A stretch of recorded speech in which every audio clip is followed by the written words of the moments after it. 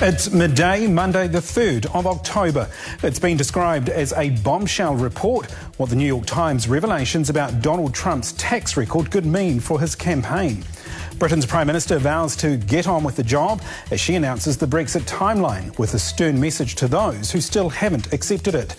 And bracing for disaster, evacuations ordered in Haiti as one of the strongest hurricanes in a decade bears down on the Caribbean.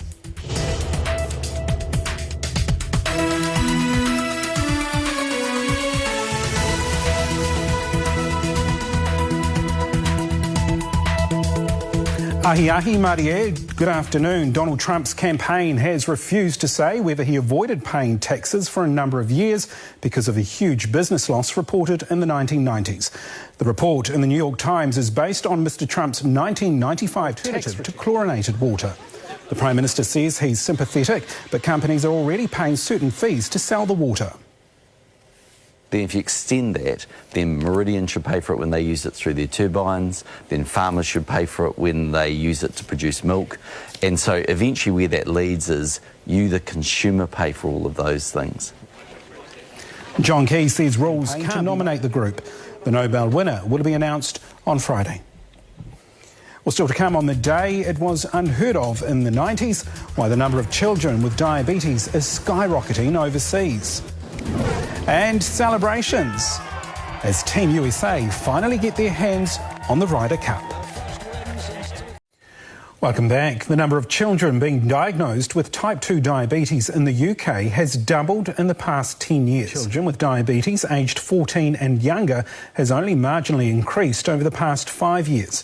The government's virtual diabetes register puts the number just below 1,800, but that includes those with type 1 diabetes.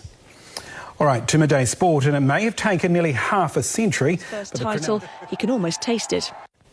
All right, still to come on Midday, I'll be back with the afternoon weather and what the Duke and Duchess had to say about Canada after their 8-day tour.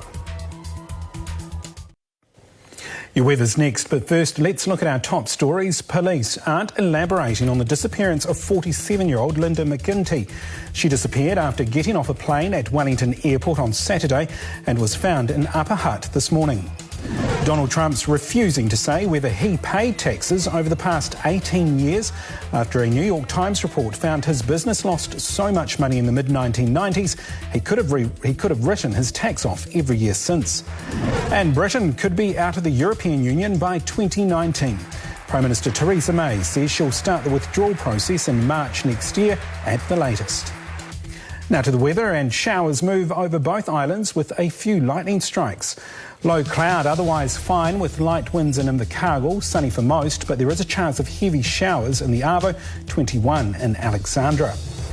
Along the west coast, sunshine with light showers, but that should clear in the evening. Chance of thunder in Westport, 16 is your high.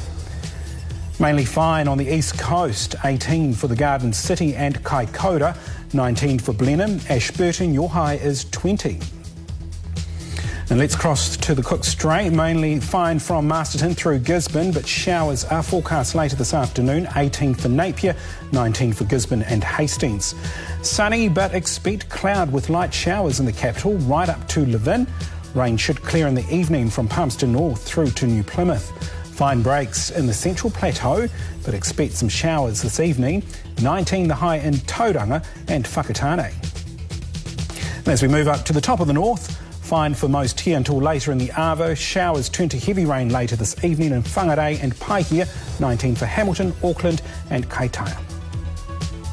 Well, finally at midday, the Duke and Duchess of Cambridge have praised Canada for leaving their family with happy memories as their tour of the country came to an end.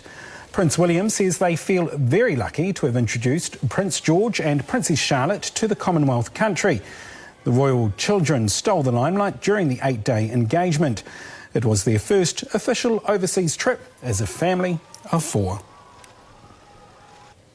Thanks for joining us. The One News Hour will be here at 6. From us, though, good afternoon.